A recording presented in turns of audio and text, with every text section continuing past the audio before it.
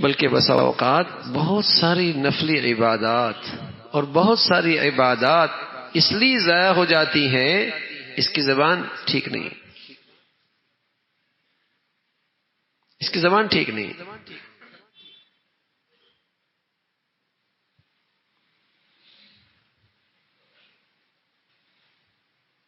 لب و لہجہ ٹھیک نہیں ہے،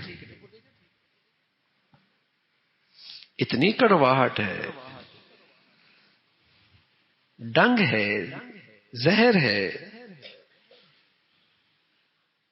زبان صحیح نہیں. اللہ کے نبی صلی اللہ علیہ وسلم کی خدمت میں ایک خاتون کا تذکر آیا، بہت کثرت سے عبادات کی اس پہ تعریف ہو رہی تھی. آپ نے فرمایا پڑوسی، فرمایا پڑوسی تو ایزام ہے، فرمایا جہنمی ہے.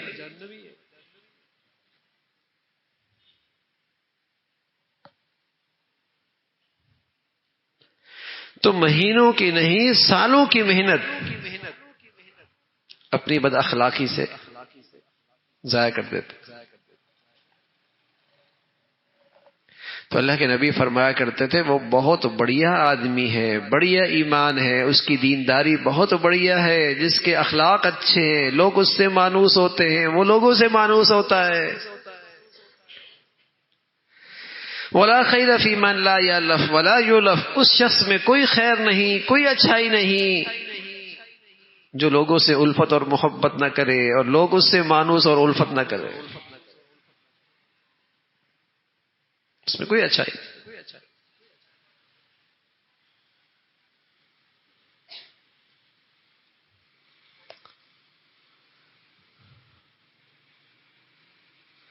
تو باہمی زندگی کو محبت سے آراستہ کرنا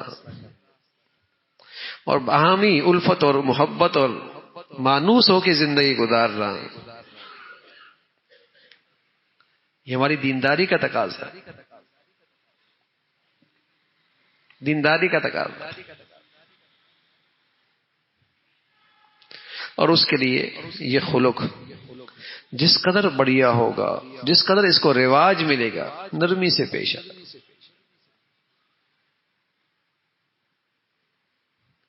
بلکہ آپ علیہ الصلوۃ والسلام نے فرمایا وہ بہترین آدمی ہے جو نرمی، خریداری میں نرمی کرتا ہے، بیچنے میں نرمی کرتا ہے، جھکتا ہوا بیچتا ہے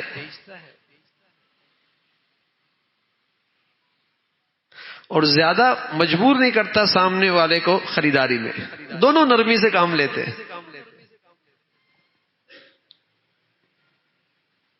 معاملات میں نرمی، لین دین میں نرمی.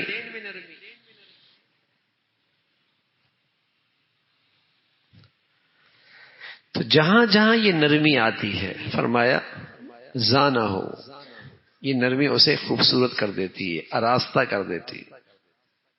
اور جہاں جہاں سے یہ نرمی نکل جاتی ہے وہ جگہ عیبدار ہو جاتی ہے، اس میں نقص آ جاتا ہے، اس میں کمزوری آ جاتی ہے.